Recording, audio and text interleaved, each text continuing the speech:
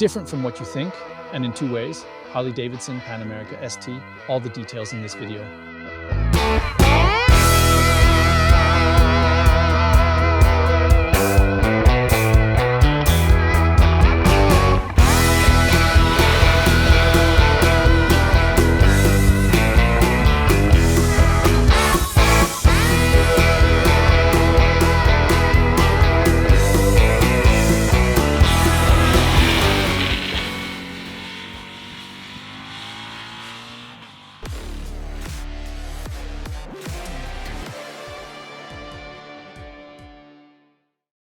Hello folks, and welcome to 1000 PS TV. Now, if I say that this Harley-Davidson Pan America ST rides differently from what you expect, many of you will probably think, right, he is about to tell us that it rides much sportier than all those other Harley-Davidson models, those laid-back cruisers. And some will already skip ahead in the video, assuming they can guess what my different from what you think introduction really means. But no, my friends, I'm going to tell you something quite different. It rides differently from what you expect in terms of its composure, its calmness, and its comfort, all from a sporty perspective. It is fascinating to sit on a Harley-Davidson and say, blimey, this is a V-twin with 1,250 cubic centimeters that has truly good engine manners, a smooth torque curve without dips and peaks, and genuinely sharp throttle response. When you talk about something like this, you might think, well, it is probably just a dull lump of metal or lacking in character.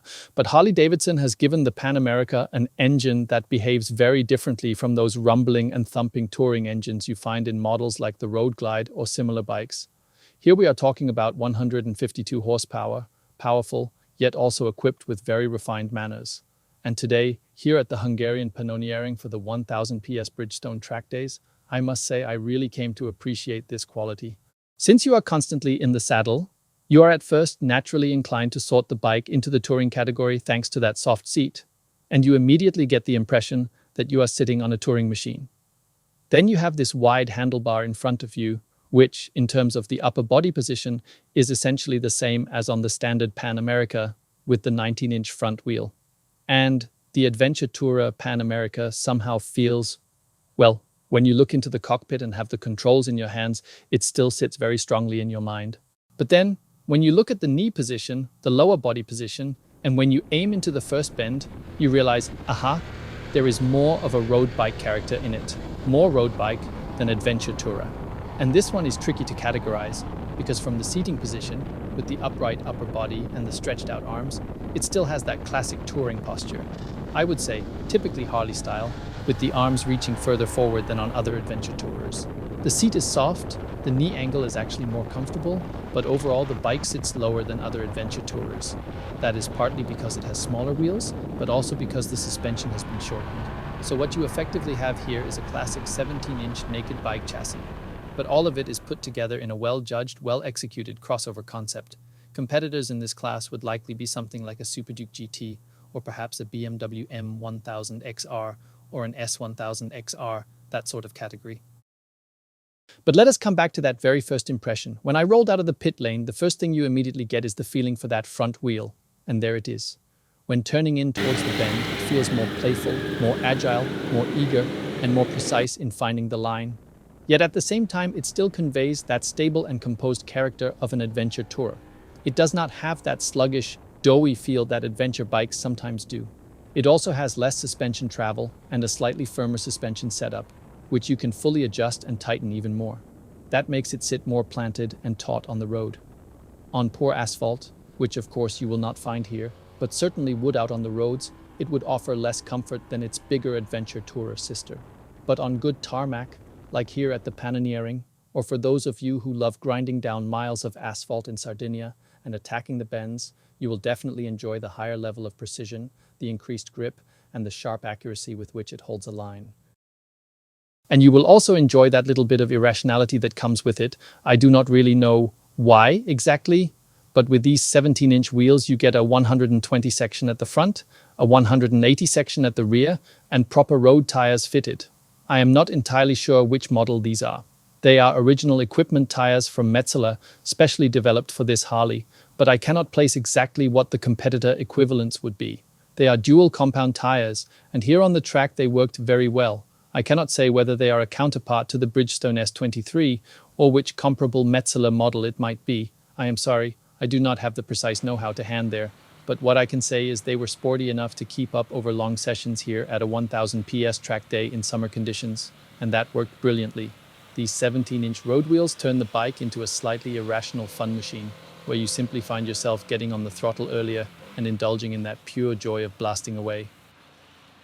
And this is certainly something that Harley-Davidson riders who switch over from other Harleys will discover anew on this bike.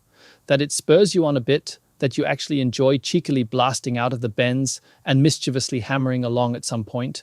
That may be something different from what they know from their calm and composed machines, the kind where you just glide along, because here it feels unfamiliar in a Harley. But this is a trait that really shows it is a well-balanced motorcycle. And I must say, one of its greatest strengths, one that cannot be emphasized enough, and not everyone will like this, but I need to point it out. You have here a big capacity engine, plenty of power, 152 horses on tap, with a very, very linear torque curve. And so some riders, if they switch over from something like a Super Duke GT, which has a brutally aggressive throttle response and makes you feel that brutality and fear in the saddle, they might say, well, this does not really hit that hard. True, it does have less power than the Super Duke GT, but we are still talking about 152 horsepower. On the other hand, if you are coming from bikes with a rough-running V-twin that always demand your attention and leave you busy with everything except going fast, then you will truly appreciate the benefits here. The advantages of a very smooth engine, I will not go as far as to say it feels like a four-cylinder, but it lets you really focus on the riding itself, the cornering, the braking, flowing neatly into the radius. It does not push wide, it does not pull inwards, it simply holds the line. And hardly any bike in this class allows me to get on the throttle so early because I can really feel this superb connection between the hefty V-twin and the rear wheel.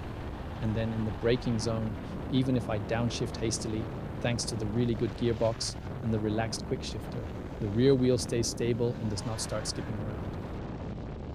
And that, in combination with a laid-back, comfortable seating position with a comprehensive electronics package, of course a 6-axis IMU, high-quality cornering, ABS and so on, but also with smartphone integration, navigation in the display, and all those features you know from the Adventure Tourer League, makes for a fascinating concept. If I were to pull out the stopwatch now, I have to be honest, I have not ridden it directly against another, but I know it holds up. Of course, it cannot keep up with an S1000XR or a Super Duke GT in terms of lap times. Although, I have to say, out there on track during the head-to-heads, I was able to keep up. That, of course, is down to my unbelievable riding brilliance in the beginner's green group against people who had never ridden on a racetrack before. You have to keep that in perspective. But on the other hand, this combination of a mighty big V-twin with comfort and sportiness in a 17-inch chassis is an absolutely fascinating and enriching flavor in Harley-Davidson's model lineup. And to be perfectly honest, I enjoyed riding the standard Pan America with the 19-inch wheel on long tours.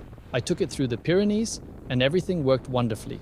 But now, if I were sticking purely to asphalt, I would almost prefer this one, even though you know I am usually a fan of 19-inch wheels.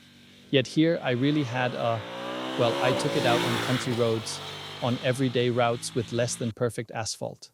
And even there, I had a high level of comfort and enjoyed the dynamics. For me, the ST now ranks higher than the standard Pan America, and it would be a really brilliant alternative for extended, well, I keep picturing a Sardinia blasting trip when I look at this bike. So, dear friends, you can look forward to more exciting stories to come with the Pan America ST. Tomorrow I will return it to Harley-Davidson, and apparently many other interested journalists will be riding it then as well.